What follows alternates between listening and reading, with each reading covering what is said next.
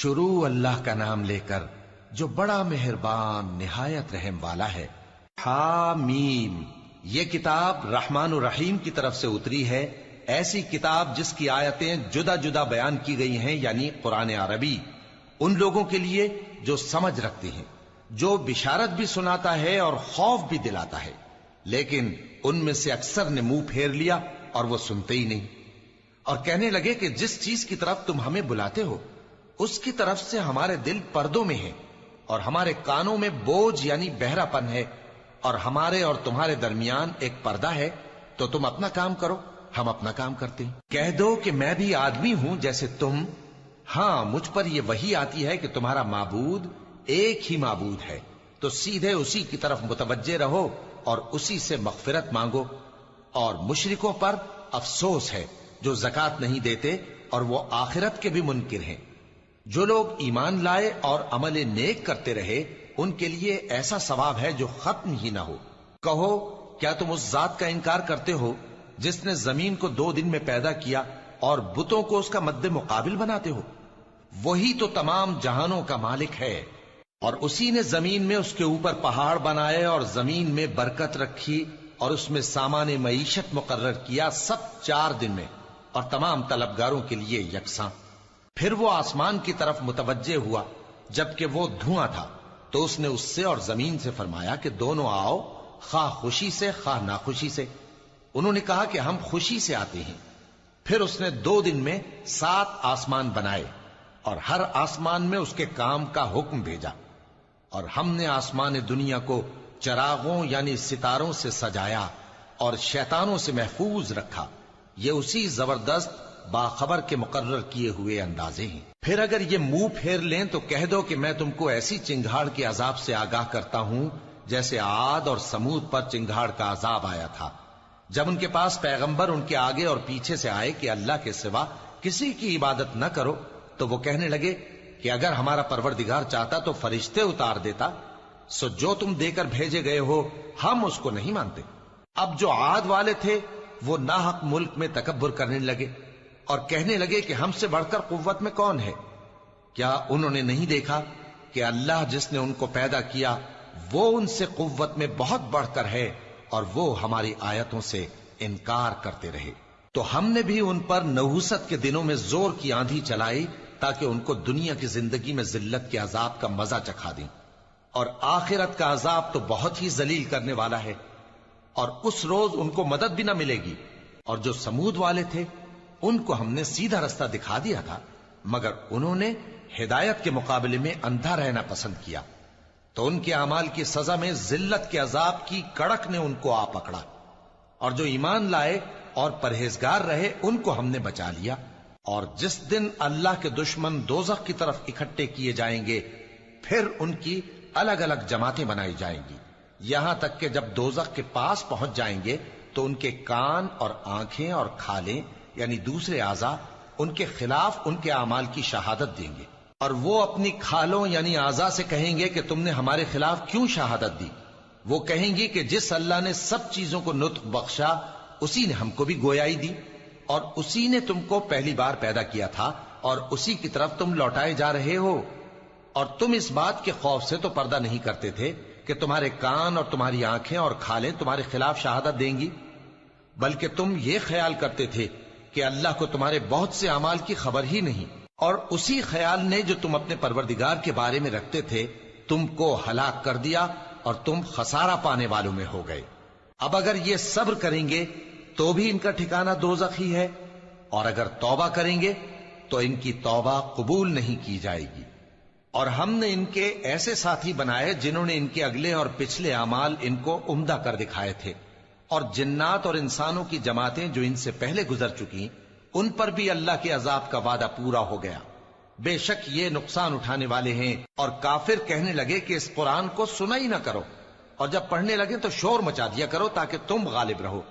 سو ہم بھی کافروں کو سخت عذاب کے مزے چکھائیں گے اور ان کے برے اعمال کی جو وہ کرتے تھے سزا دیں گے۔ یہ اللہ کے دشمنوں کا بدلہ ہے یعنی دوزخ، ان کے لیے اسی میں ہمیشہ کا گھر ہے۔ یہ اس کی سزا ہے کہ ہماری آیتوں سے انکار کرتے تھے۔ اور کافر کہیں گے کہ اے ہمارے پروردگار، جنوں میں سے جن لوگوں نے ہم کو گمراہ کیا تھا ان کو ہمیں دکھا کہ ہم ان کو اپنے پاؤں تلے روند ڈالیں تاکہ وہ سب سے نیچے رہیں۔ جن لوگوں نے کہا کہ ہمارا پروردگار اللہ ہے، پھر وہ اس پر قائم رہے، ان پر فرشتے اتریں گے اور کہیں گے کہ نہ خوف کرو اور نہ غمناک ہو، اور بہشت کی جس کا تم سے وعدہ کیا جاتا ہے خوشی مناؤ۔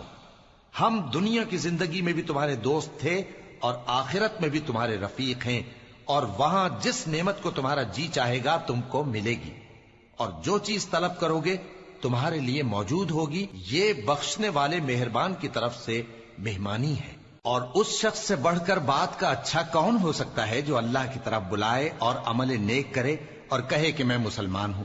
اور بھلائی اور برائی برابر نہیں ہو سکتی، تو سخت کلامی کا ایسے طریق سے جواب دو جو بہت اچھا ہو۔ ایسا کرنے سے تم دیکھو گے کہ جس میں اور تم میں دشمنی تھی وہ تمہارا گرم جوش دوست ہے، اور یہ بات انہی لوگوں کو حاصل ہوتی ہے جو برداشت کرنے والے ہیں، اور انہی کو نصیب ہوتی ہے جو بڑے صاحب نصیب ہیں۔ اور اگر تمہیں شیطان کی جانب سے کوئی وسوسہ پیدا ہو تو اللہ کی پناہ مانگ لیا کرو، بے شک وہ سنتا ہے، جانتا ہے۔ اور رات اور دن اور سورج اور چاند اس کی نشانیوں میں سے ہیں۔ تم لوگ نہ تو سورج کو سجدہ کرو اور نہ چاند کو، بلکہ اللہ ہی کو سجدہ کرو جس نے ان چیزوں کو پیدا کیا ہے، اگر تم کو اس کی عبادت منظور ہے۔ پھر اگر یہ لوگ سرکشی کریں تو اللہ بھی ان سے بے نیاز ہے، کیونکہ جو فرشتے تمہارے پروردگار کے پاس ہیں وہ رات دن اس کی تسبیح کرتے رہتے ہیں اور کبھی تھکتے ہی نہیں۔ اور اے بندے، یہ اسی کی قدرت کے نمونے ہیں کہ تو زمین کو دبی ہوئی یعنی خشک دیکھتا ہے، پھر جب ہم اس پر پانی برسا دیتے ہیں تو وہ شاداب ہو جاتی اور پھولنے لگتی ہے۔ بے شک وہ جس نے زمین کو زندہ کیا وہی مردوں کو زندہ کرنے والا ہے، بے شک وہ ہر چیز پر قادر ہے۔ بے شک جو لوگ ہمارے احکام سے انحراف کرتے ہیں وہ ہم سے پوشیدہ نہیں ہیں۔ بھلا جو شخص دوزخ میں ڈالا جائے وہ بہتر ہے یا وہ جو قیامت کے دن بے خوف ہو کر آئے؟ تو خیر، جو چاہو سو کر لو، جو کچھ تم کرتے ہو وہ اس کو دیکھ رہا ہے۔ جن لوگوں نے نصیحت کو نہ مانا جب وہ ان کے پاس آئی، حالانکہ یہ تو ایک عالی رتبہ کتاب ہے، اس میں جھوٹ کا دخل نہ آگے سے ہو سکتا ہے نہ پیچھے سے۔ یہ کتاب حکمت والے، خوبیوں والے کی اتاری ہوئی ہے۔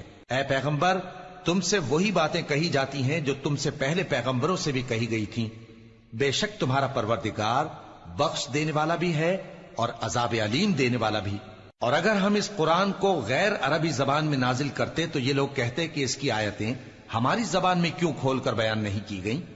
کیا خوب کہ قرآن تو عجمی اور مخاطب عربی۔